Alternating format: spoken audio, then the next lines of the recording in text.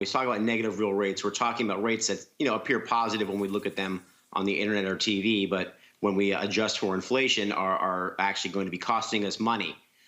So negative rates have been something permeating the globe for a number of months now. Primarily, Europe has been sort of the poster child for this.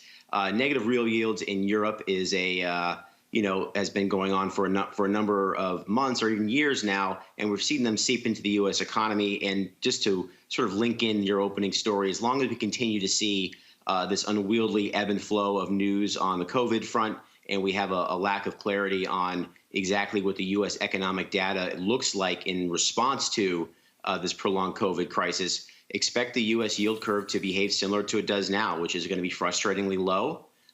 We do believe positive on a nominal basis, but negative real yields and a stubbornly low Treasury yield curve is very likely to persist.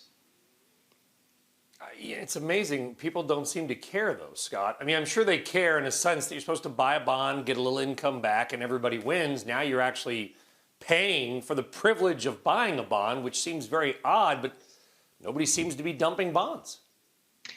So the challenge there has been bonds have given a lot of security and probably given themselves a lot of cover. The typical way we would always look at fixed income in its past is the first question people ask is, well, why should I buy a bond? What is it paying? If the answer now would be 0.6% for a 10-year Treasury, yes, that brings around a lot of shock. But what's happened is the way fixed income is used in the asset allocation perspective, used as a defensive asset class against other forms of risk, for example, equity risk or real estate risk. The total return from bonds has been shocking. So I'll mention one index that I think is quite surprising. If you look at the long-term Gov Credit Index from Bloomberg, that is up nearly 20% year to date. It started the year with a yield in basically around 2.5%. So the total return from bonds has been overwhelming as Treasury yields have declined. And now, since the Fed's intervention, corporate bond spreads have rallied off their weak spots in March. You see some pretty impressive total returns from bonds, and that's what's given a lot of shield. And for those of us that invest like we do in the BMO Core Plus Bond Fund, that's really been a big tailwind for us, is the total return number.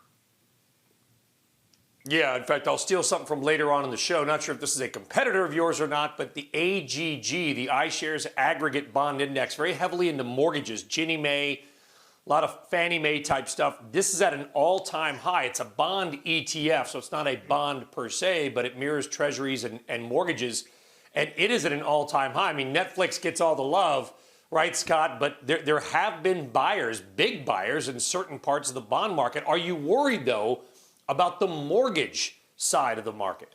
Because that's what really that mirrors. Certainly. When you choose to become a bond individual as your career, you get used to the idea that something like Tesla will steal the headlines, but our own all-time highs are usually not nearly as welcome.